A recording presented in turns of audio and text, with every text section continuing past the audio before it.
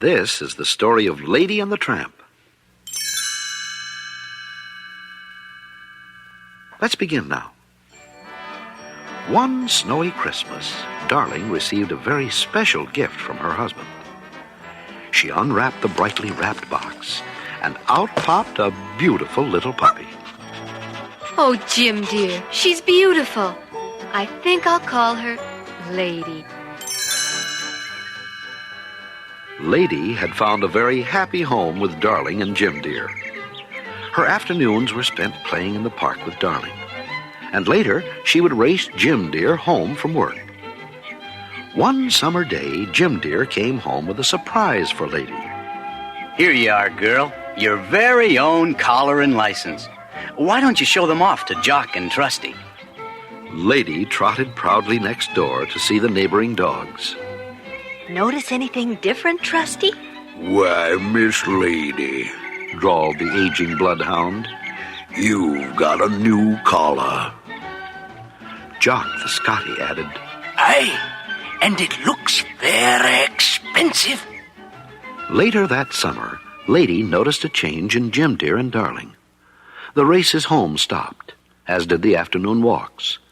Instead, Darling just sat home and knitted.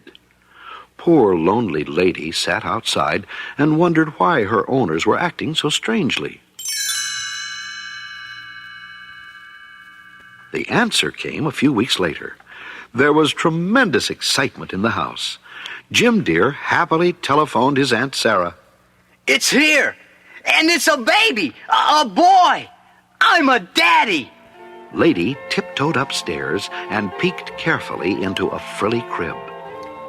Oh, it's the cutest little human I've ever seen. So this is why Jim dear and Darling were acting so strangely.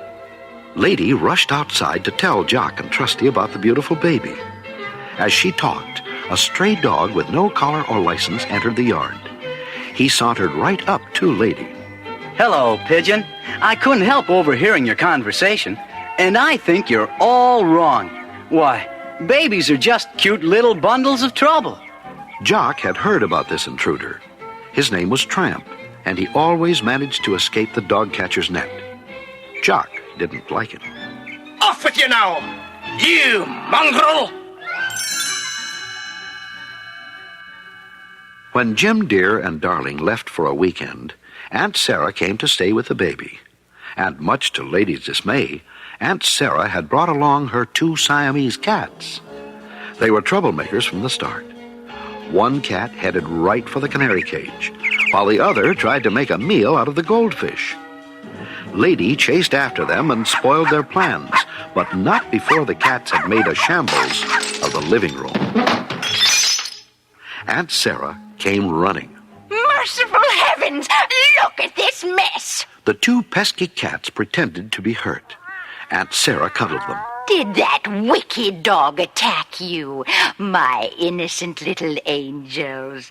Well, I know how to take care of that ruffian. Aunt Sarah didn't waste a moment.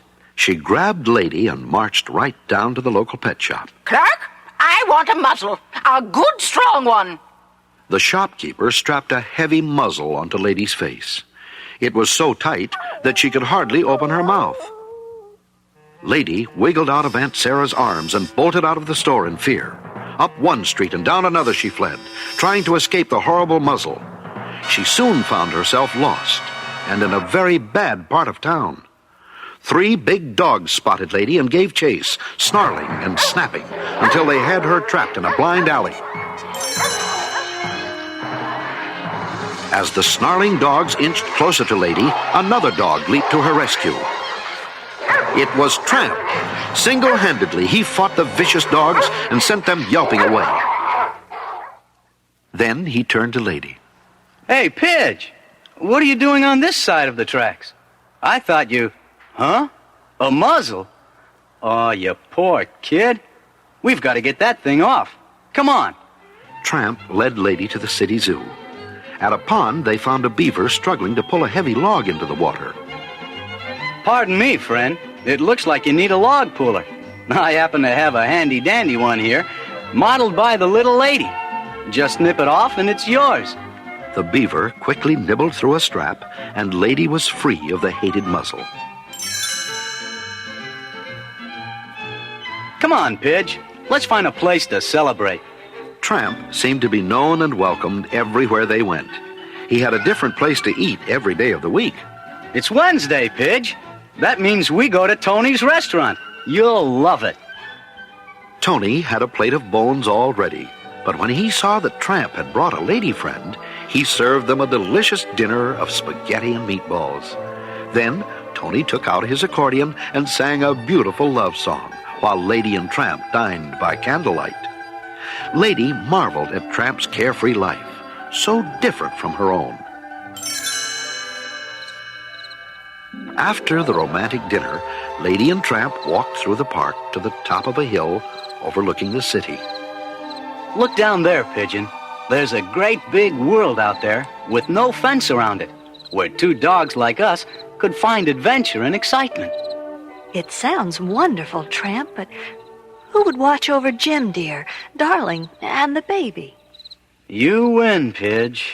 I guess we're just too different. As he escorted Lady home, Tramp noticed some hens sleeping in the yard. Hey, let's wake up those fat, lazy biddies. But won't we hurt them, Tramp? Nah, we'll just stir them up a bit. It'll be fun. Tramp raced into the yard, barking wildly. Chickens went fluttering and squawking about until the owner rushed outside with his shotgun. That's the signal to get out of here, Pidge.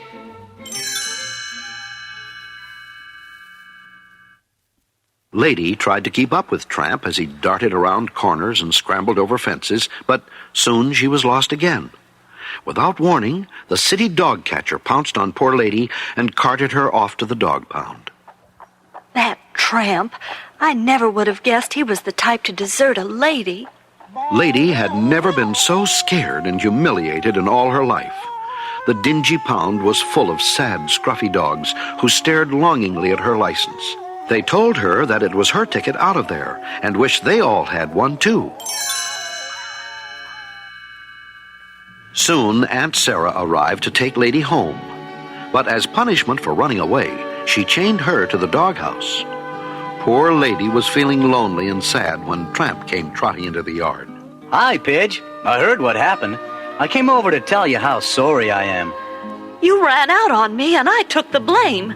It was so embarrassing. I never want to see you again. Goodbye.